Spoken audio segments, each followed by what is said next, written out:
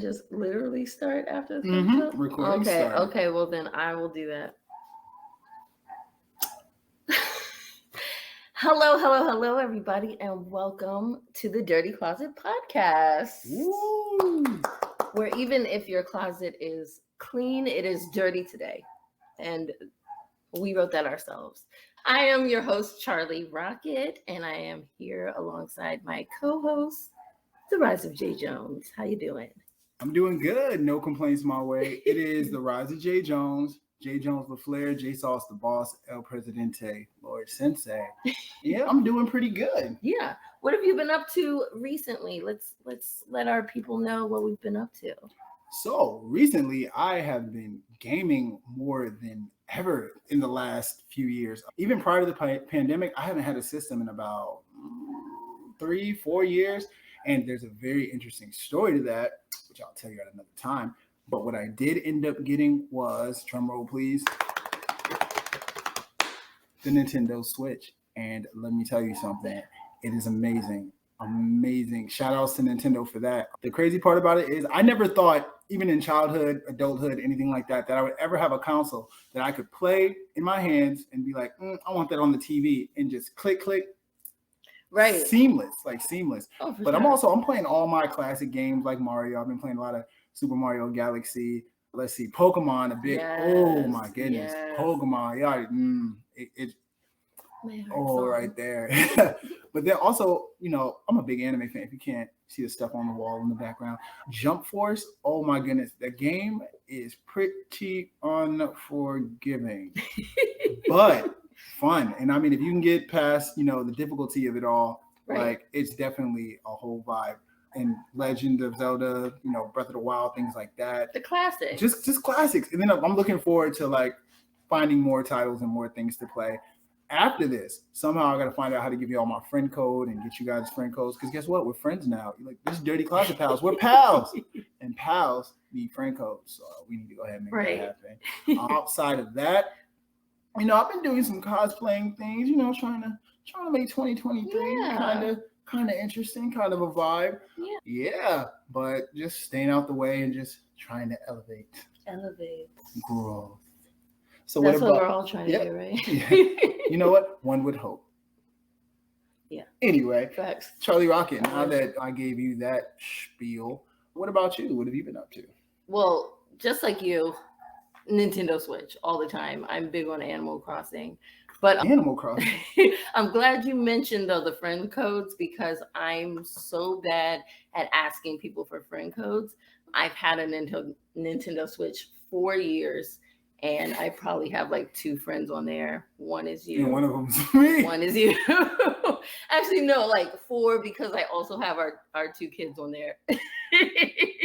The gang's she put the SpongeBob. The gang's all here, everybody. No, but I think that speaks a lot to our introvert, extrovert kind of dynamic here. But I need to get better with that. I'm gonna put my Switch code out there as well so that people can be my friend for real. Actually be my friend. But other than that, right, please be my friend. I don't have any. No, but other than that, I'm looking forward to all of the wonderful cons this year. I'm super excited for this year because we've added new cons to our arsenal, I feel like. Yeah. There's some cons that I've been to before, but now they're like, now we have like people we're going to see and it's like more than exciting. Like it means even more to me. So I'm super hyped for the upcoming cons, especially KatsuCon. KatsuCon is one of my bigger cons that I go to. It is one of my favorites. I'm super hyped. But also I'm hyped to come up with my cost plans, figure out what I'm wearing. KatsuCon is a big one for anime costumes for me, like my bigger ones. I like to take my time on the KatsuCon costumes. I like that little head. Right, KatsuCon costumes. But also I kind of took a little bit of a break last year. I didn't do a lot of new projects and I'm ready to craft again. I did one, maybe two big crafting projects with armor build and with my big fish bones bazooka gun. Man, and if y'all haven't seen that, please pop over to Charlie Rocket's page. Right, check it out. Thing of beauty, honestly. I mean, call it what it is. Right, but not a whole lot. And I'm ready to jump right back into crafting this upcoming year. So that's what I've been up to. I've been super excited. But that does bring us to our topic for today, which is bringing your partner into cosplay. Whoa, wow. Something I think you might know a little. Just a little, maybe just a little bit. I might be able to write the book, actually. Write that down. Write it down. If you watched our first episode or listened, then you know that cosplay played a really big role in how we met and also in our relationship as well. And so bringing your partner into cosplay is such a big topic for us, for sure. But before we really get into it, I do want to ask you how you got your cosplay start. Oh man, we're starting with the origin. I love that. And before I say that, I do want to say one last thing about KatsuCon. It's a huge one for her, and it's actually gonna be my first time going. But like for me, where I am in my cosplaying, it feels like Netflix, like season 3, episode 4. Like wow, I've always heard everybody talk about it. Like it's been mentioned throughout the series, but it hasn't been a thing. And now it's like the KatsuCon episode, and so I'm ready to have that experience. But now to get into what you asked me, let's hop in the way back machine. Cosplay start. Back to the year 2018. Wow, can y'all remember what that was like pre-mask and all that? Nah. All right. So I went to this show called Punk Black, where it's more of a group. It's like a POC community that they do so much. It's crazy. Yeah, because love Punk Black. Before, oh man, shout out to Punk Black. Punk Black forever. It's family. It's so crazy because even before cosplay, the Roger J. Jones was and is a guitarist. So let's get into that. I was just going for that purpose. I was just like, what? There's people that look like me rocking out. I love that. Yeah. Do you know? Listen to me. I went to this rock show on the east side of Atlanta. I'm gonna tell you. Yeah. Come in close. Do you know one of the very first things I saw when I walked in the venue was a young black lady dressed as Katara from the Avatar for no reason. And no one batted an eye. I was like, cool, like dare to be different. I didn't know what was going on. Next thing I know, I see a Ness from Super Nintendo. And I'm seeing people doing all different kind of cosplays. I saw a Misty there and then rocking out, and I'm confused. Like my mind is blown. I'm like, now where have all y'all? Right. Where has this been my entire life? It feels like a setup. And then I go and talk to like one of the main people who runs it, and he tells me in 2 weeks, not only do they do the cosplay stuff and they mix it with rock and they mix it with all kind of alternative things for POCs and just people of alternative lifestyles and things like that, they're having a house party that involves cosplay. And, they invited me and I was like, of course, it's like, yes, a million times yes. Without ever having my first cosplay. With no costume. With no costume and then no plan. Right. Yeah, but it was around Halloween time, luckily for me. So guess what was still around? The spirit of Halloween. So guess what I did? Your boy got in the spirit. But the problem is, at first, the spirit wasn't getting into me. Because, here's a problem with buying cosplays, because this is my beginning. I didn't have any experience. I'm not a crafter. That wasn't my thing. So it was about to be store-bought. Like whatever I show up in, it's bought today. I go there, and there's like 4, 5, 6 possibilities. Yeah. So I'm feeling confident. I'm feeling good. I said, oh, it's that easy? Like, I'm going to just pick it up off the rack, pick a size. If only, right? Yeah, we're in and out. We're in and out this thing. So I'm waiting in line. I'm just like vibing like, this is easy. I don't know why everybody's stressing. Very first costume I put on, it says my size. It says like what it's supposed to say. I didn't know that most bought cosplays, especially if you're getting them from a like Halloween store, things like that, there's a body shape, type, and frame they kind of have a standard for. And I am taller than 5'10".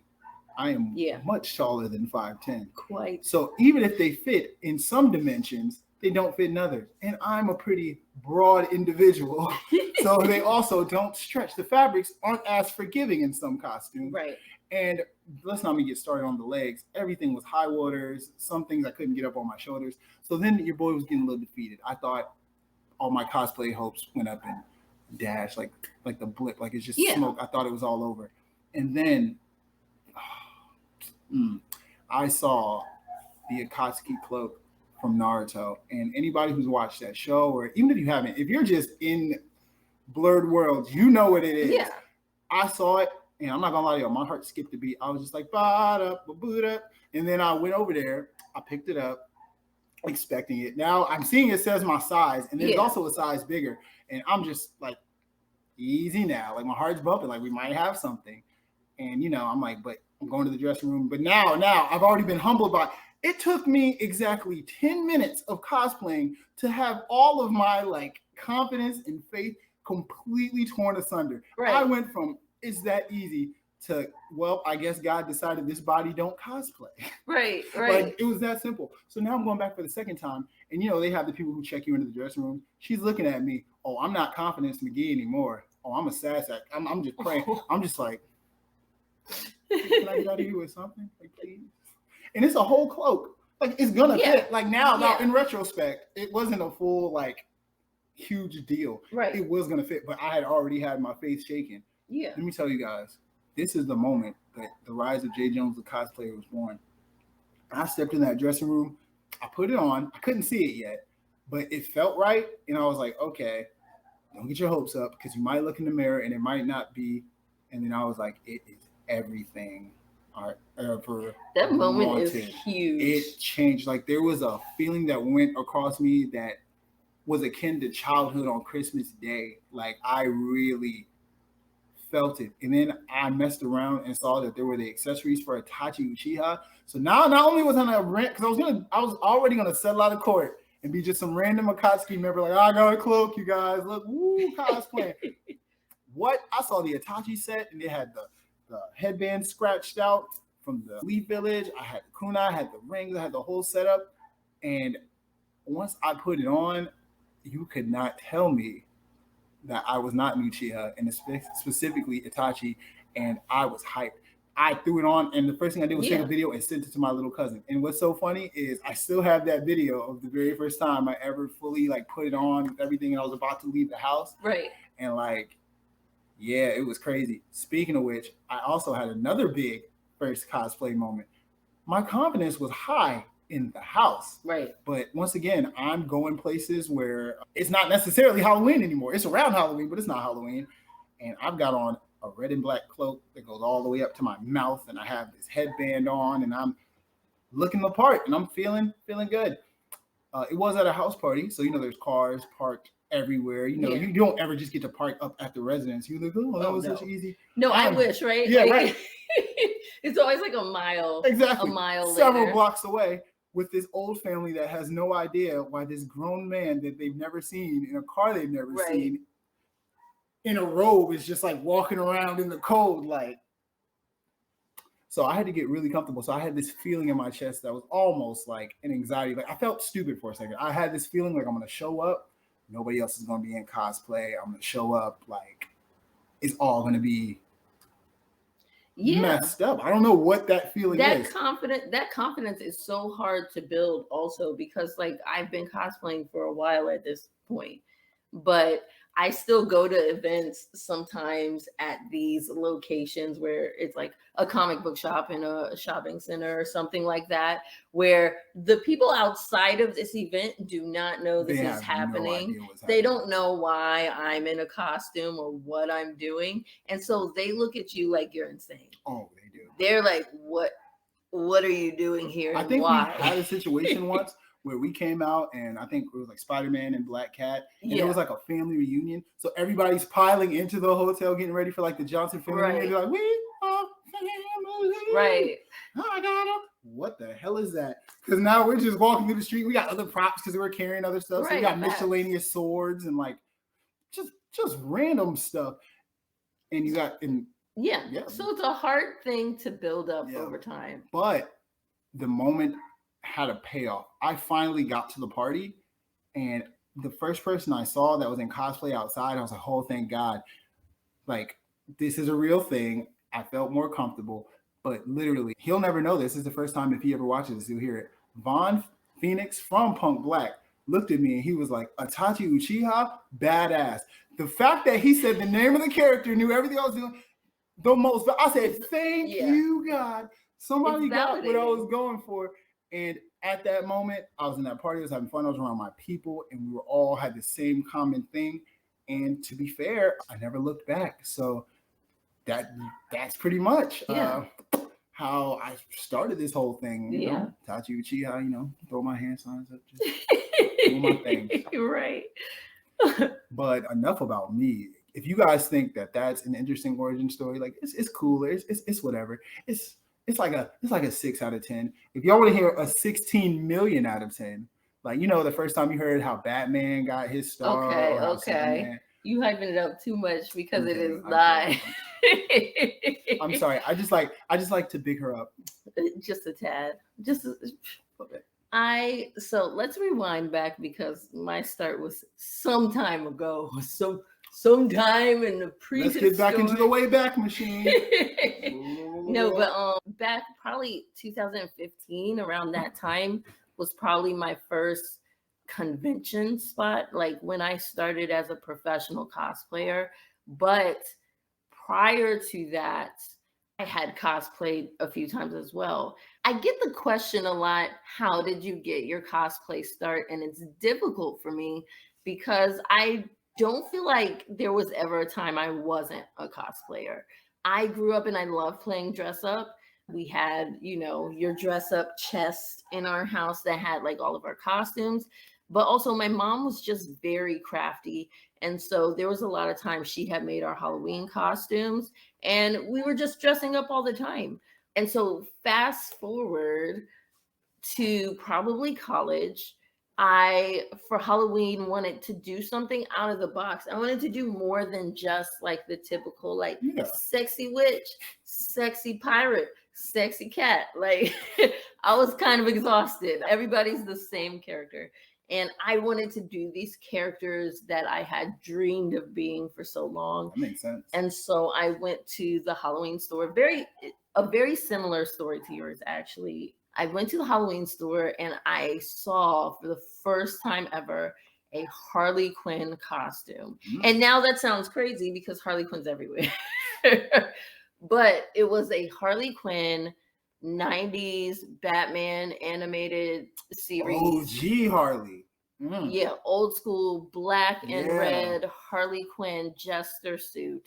And this was just a dream come true. Harley Quinn was such a big character for me when she came out because all the other chicks in comic books had to be very va-va-voom. You know, like they were body yaddy yaddy all the time and very serious and very seductive. And I loved them, but I couldn't relate to that. And even the stronger ones like Wonder Woman, they were very serious. And as a very goofy kid, I found myself in Harley Quinn, in her humor, in her making mistakes, and her kind of being a little bit of an anti-hero, or maybe not an anti-hero, but definitely not a full villain. No, she's definitely kind of following her own accord. Yeah. She definitely marched to the beat of her own drum. And I got that. And I thought she was fun. And like people make mistakes and you end up in relationships that are bad and blah, blah, blah. And then you do your own thing. And I understood that and I loved her for it. So when I saw the costume, I saw myself in the costume. And just like you, I picked it up and I went to go try it on. And I said, don't get ahead of yourself, girl. Because I was so scared. One, nobody's going to know who this character is. And that's fine.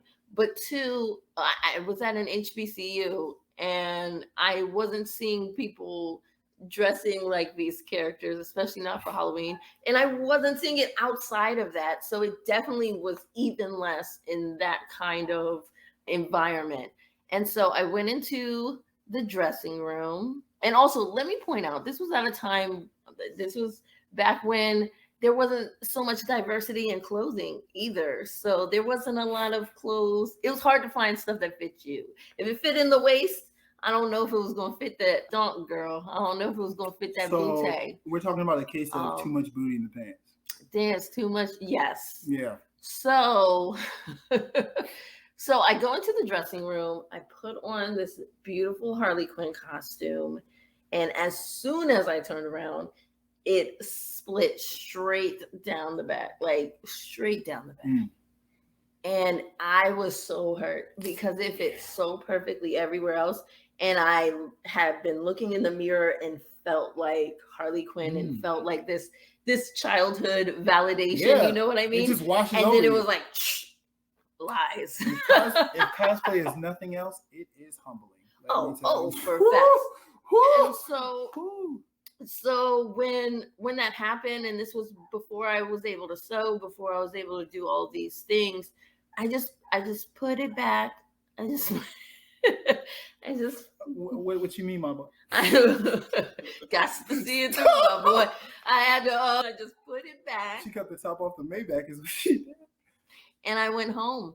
And you know what? I ended up doing a closet cosplay of Misa from Death Note, which still great character. I felt very seen, but you know, closet cosplay didn't feel as big and like as big of a reveal as I wanted it to be for Halloween. Understood. 90s, you know, animated Batman Harley is iconic. Like that is a staple. So I can understand going from a moment of having on this staple big aha moment to then having to take a like you didn't take a deep breath. Now you just kind of took like a gasp. But you're like, oh, I'm doing this. I guess exactly. So I carry on, but that makes sense. Exactly. And so fast forward to when I'm actually starting to cosplay professionally. I had cosplayed a couple times prior to that, but I kind of went the backwards way. I started as a professional and then figured out how to cosplay after the fact. I was so interested in cosplay that I didn't understand why cosplay wasn't everywhere. And so I ended up reaching out to Wizard World Raleigh, and they allowed me to be a cosplay guest. And at that time I had maybe 2 costumes under my belt. So I made a quick 4 for the con, and I did a couple panels and 4 quick cosplays. Made a quick 4. Hey, hot glue in the beginning is your friend.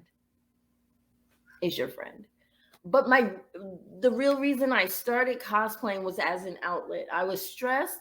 I realized cosplay was a thing. I found it like by accident. And I couldn't figure out how they were creating these beautiful looks, these amazing costumes without just buying them.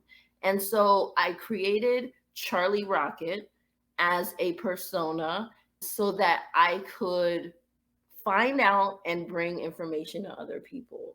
And so my Charlie Rocket Facebook page was launched as a project, basically, to show how I could go from 0 to a fully handmade costume, which was my first Gamora costume, a fully handmade costume, and telling everybody how I got there so they could grow as cosplayers as well.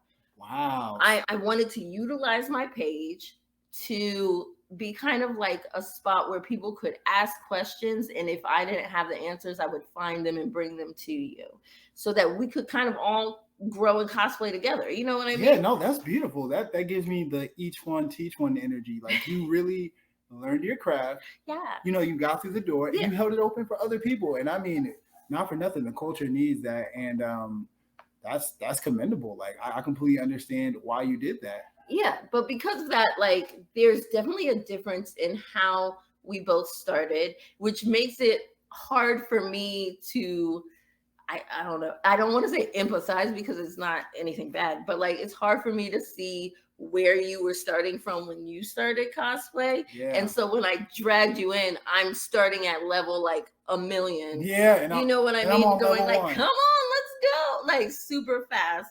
But with that being said, do you feel like now that you've started cosplaying, this is something that you would require in a relationship going forward. Like, not going forward, because I know that, there ain't gonna be no relationships going forward. I mean, but is it a do you plan? I guess the question is, do you plan on stop cosplaying? I'm kidding.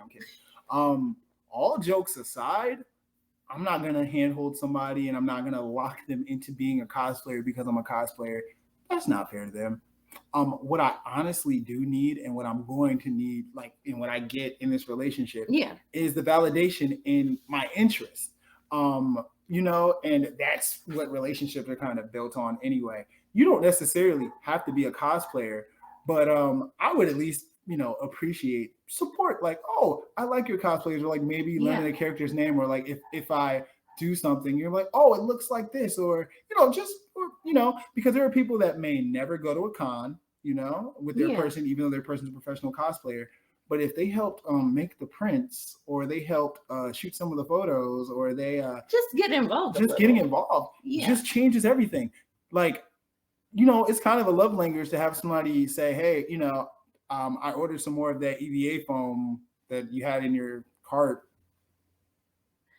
First of all, you just said that, and I was like, what? See, yeah.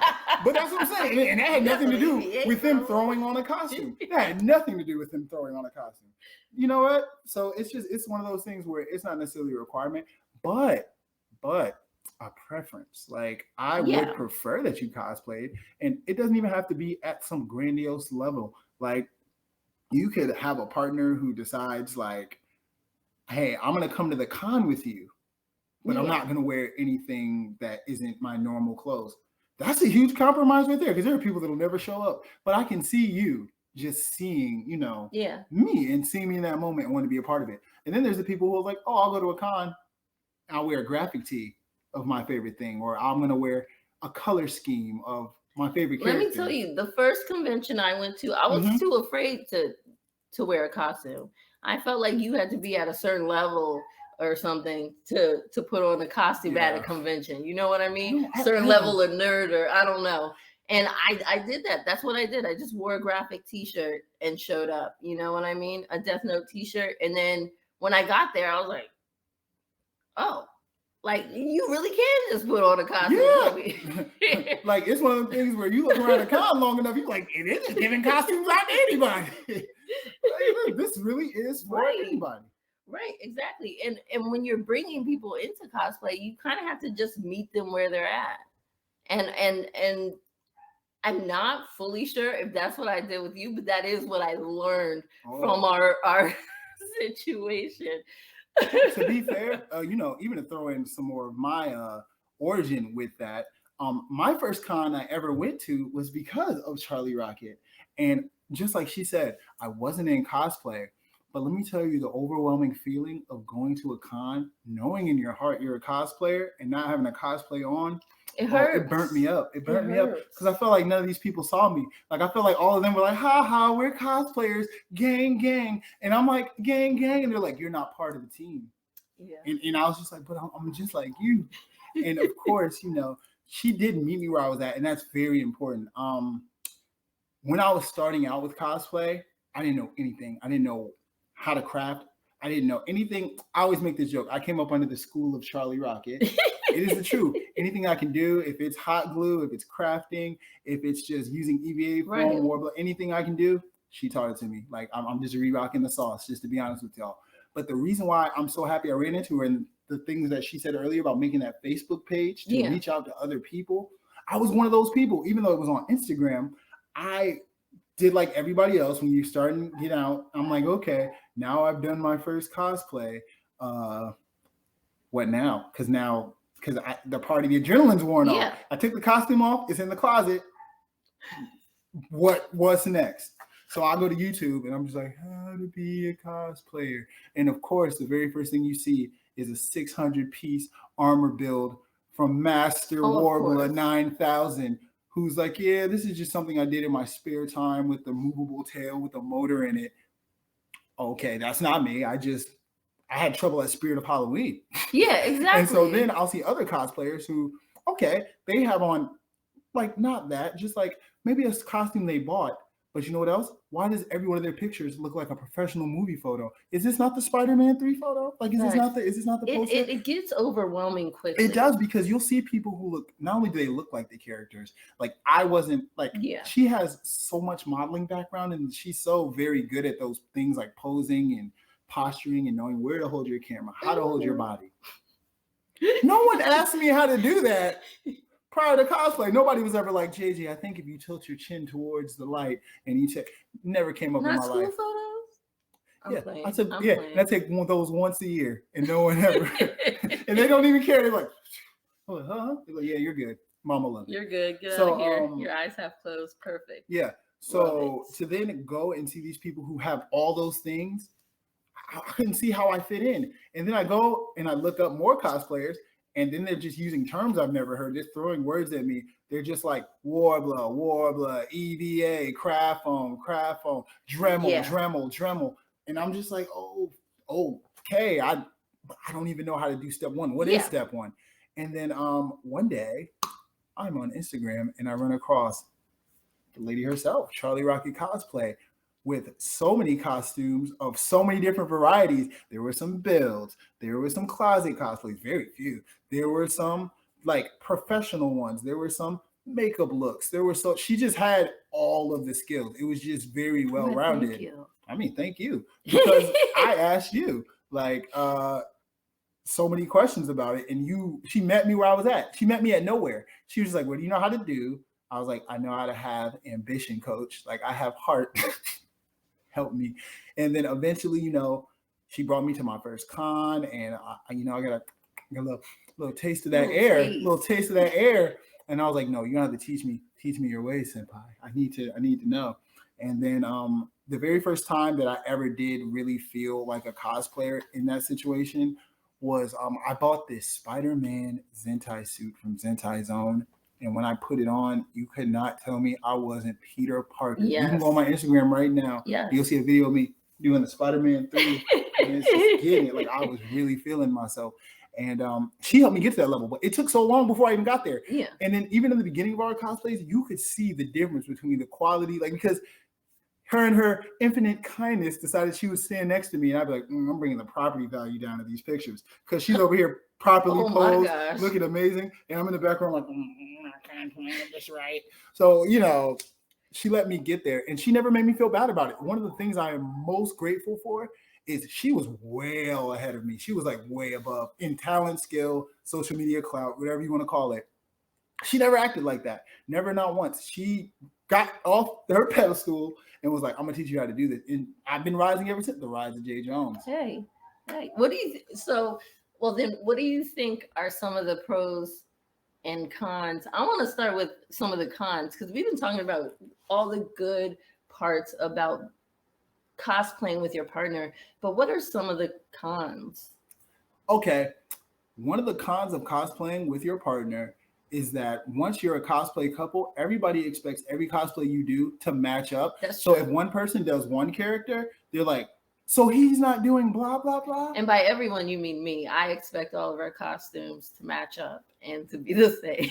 She said, it's me, I'm people. It's me, I'm people. But also, and I like that though. But then there's every once in a while where we go to a con and, we show different sides of ourselves. Like, okay, I'm feeling real 4th Hokage today. And you're like, cool, I'm feeling real Sailor Moon. Yeah. And that's just what it is. And I think the cons of that is just, even when you want to do something on your own, when the day of the con comes up, you know how often the cosplay you bring wasn't the cosplay you planned? And often see, because there's been so many times where she'll get ready first and I'll see how she looks. And I'm like, why don't I want to match that? Like, why wouldn't I want to stand next to her? I'm like, this is stupid. And then I'll get ready to go switch. Or there's times where I'll get ready and she'll see what's going on, or even the weather. You go outside. Some of the cons of joint cosplays is that we're going to a winter con and we ain't got no clothes on. Well, honestly, that's just a situation with cosplay. True. Altogether, because I do that all the time. I do it all the time. But kind of on that same note, it is very difficult to get out of the habit of thinking only of costumes that go together for us. And not only that, then you got to find the couples in that. Like, it's almost like you can't cosplay outside of the couples, because then if we cosplay people that aren't together and then we're together, or our brother and sister or something, or like some weird other dynamic, we're not the characters. We're not. I'm sorry. Sometimes you're going to see Bakugo and Deku kiss, and secretly, according to what I've seen on the internet, quite a few of you want to see that. We know. It's not the look. We're not canon. But one of the other kinds, and this goes along with meeting your person where they're at. Mm-hmm. I have so many costumes on my list that I want to cosplay, but my quick turnaround rate is not his quick turnaround rate. I want to cosplay something one time, throw it out, go to the next one, and keep it moving. I so rarely wear the same stuff multiple times. She doesn't. But also, in addition to that, sometimes I have ideas that he might not be feeling. You know what I mean? There's not a lot of times you will cosplay a character that you cannot see yourself as. No. And when that happens, I find somebody else cosplay. I find one of my friends and I ask them. But that goes with meeting your person where they're at. Like, you can't be mad like, oh, now you won't, I can't dress you up. Like, bringing your partner in a cosplay doesn't mean you get to dress them up as whatever you want. And also, it's not about you. You got to understand that they're going to cosplay how they cosplay. So a big part of my cosplay is I already know that I'm not going to look like the character most of the time. She is very good at being accurate. She is very detailed. She is very like by the book. I like to be canon. She does. She's very canon in that regard. Me, I'm mixing up my sauce. I'm going to make it me. It's going to be the Rise of J. Jones as like, it's like presenting. Yeah, the creativity. Is and so like she said, there will be times where I'll be like, oh, do you want to do it this way? And like she said, she's not feeling that. She's like, that character's not that way, and I can't get into that. And that makes sense, because why would I then? Because the worst thing you could ever do is be out in public with your person, with them wearing something that they're not feeling. Yeah, something and then they're uncomfortable and then people are going to stop us multiple times and ask us questions about the cosplay that they're not feeling. Right. To take pictures in the cosplay that they're not feeling. To meet fans and people who look up to them and be like, oh, I didn't even think you'd be wearing this. All it takes, you don't understand. Cosplay is a thin veil of confidence. We're all just skating on top of this ice, hoping that everybody recognizes our cosplay, knows who we are, and just is like, that's pretty much it. And just not mean. Yeah. Like, pretty simple things. And that is one of those things where it's kind of meeting your person where you're at. It's not really a con. It's just more of a recognizing. And like she says, she is like Nelly with Air Force Ones. She might wear them once or twice, but never 3 times. Me on the other hand, like she said, I don't really do characters that I don't connect with. So if I have the cosplay, that means you meant something to me. Yeah. And that means that y'all gonna get this content. Right. I'm going to be that so many times. But sure. that's but just like in a nutshell, you have to meet your person where they're at. Yeah. You have to make sure you're introducing cosplay in a way that they're receiving it in a positive way, and you have to allow them to accept cosplay the way they do it. Yeah. Everybody doesn't cosplay the same, like you said. Everybody doesn't process things the same. You want your person to be comfortable. Yeah. And I know that we all want to bring people into cosplay and then be like, you'd be great as this, and you'd be great as that, and you'd be great as this. But we have to give them that space to figure out where they belong and where they fit into cosplay. I do want to throw in 2 pros of joint cosplay.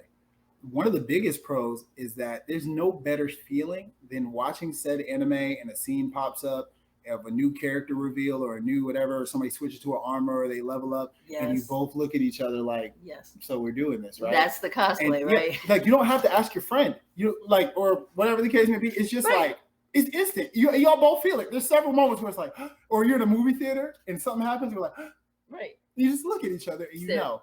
That's the one. Already planning it. But then also, because we're 2 separate people who've lived 2 separate lives and have done 2 different things, we run in circles that now are collided and whatnot.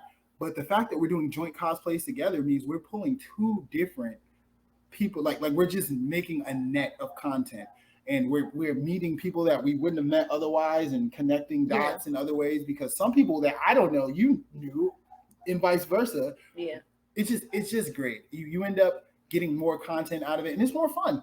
Everything is more fun when you have somebody do it. Now, before we wrap this episode up, I did want to go ahead and read one of our questions from our viewers. It's completely random, so it has nothing to do with this. Oh, great. I love random. Random is where I live. But this viewer would like to know, what's something that you've gotten detention for? Okay. What's something I've gotten detention for? You know what? I'll start because I already know, because I was a very by the rules child. I did not break rules in school or in college, really.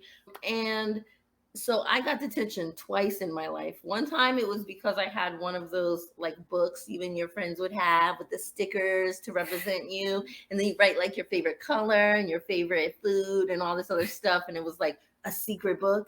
And there was a more popular girl who was like, let me see your butt. Let me use your book. And I was like, no. And so she told on me and I excluded her. So I got detention. And the second time was because I forgot my student ID one day. Oh my goodness. I feel you. Love to punish the good people, right? So yeah, I've gotten detention multiple times, but nothing for anything crazy other than like tardies adding up. But it would be dumb. This was me. I was a kid in the hallway who I'm talking to my friends. I'm by my class. I can see my class. I see the teacher. The door is open. Next thing I know, the door is closed. I'd never heard the bell ring. Right. And now I'm knocking on the thing. Mr. Jones, you're tardy. But you just saw me. We laughed eyes. I thought. And those tardies add up. And then I've even got detention before. I had two of my friends get into a fight. And I literally got in the middle. I was like, hey, broke them up. And they said, all three of you in my office. They're like, we have a zero tolerance. I feel like that's always how it is. I got a zero tolerance policy. That's what you're talking about. This would never happen in 2023. Oh my goodness. So yeah, I got detention for that. But if you guys want to know the most eventful thing I ever got detention for, this is dumb. I didn't want to go on a field trip that my mom signed the permission slip for. So I decided to come into the teacher's lounge during like her lunch break, she was in the teacher's lounge. I decided to go into her room and get the permission slip back. So I was just like, I broke into the classroom because I was like, what? I don't want to do this. This sounds dumb. I think we were supposed to go on like a hayride. And it just was like, Mom, like, why would you sign it? Yeah, I was like, no, I would much rather do in school. You know, when they bring the little card out, we watch movies and stuff. Meanwhile, your mom is not thinking about if you're interested in this field trip. She's just signing the paper. Yeah. As a good mom does. I decided, in all my infinite wisdom and knowledge, that I was going to go get this permission slip back. I didn't know where it was. I just knew it was in the room. So I go in there, door's not locked. So I was like, oh, easy. I'm just in her desk, just like pulling stuff out, papers, like doing whatever. Sweet Lord. She didn't catch me, the janitor did. And the janitor was like, oh, he was a snitch. He was like, you shouldn't be in here. And I was like, you don't know that. He took me to the office. You said your answer told me all I knew. No, they're trying to tell me I was vandalizing. I was like, yeah. I was like, what? I said, hold on, whoa. I'm not a vandal. I'm lazy. And I don't want to go on a hayride.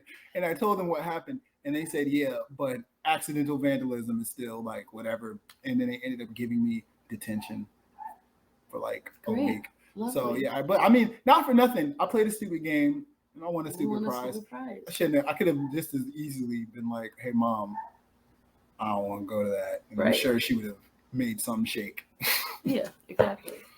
Well, anywho, what a lovely random question, but I enjoyed the answer. Yeah, I don't think you even knew that one. No, I didn't. That was a great brand new story. I feel like we're learning so much. Yeah, I don't really think about that one much. Everyone's learning about us. We're learning about each other. Yeah. But to wrap everything up, thank you guys so much for coming and for listening to our show today. I really love this topic because, again, it really is an important part of our relationship. It is. And, you know, we could talk forever and ever about it. We really could. The question is, can you listen forever? I'm just kidding. You have things to do. Will you? But thank you guys so much for coming to our closet. This has been quite a pleasure. I am Charlie Rocket. I am the Rise of J. And Jones. we are signing out. Adios. Get out of our closet.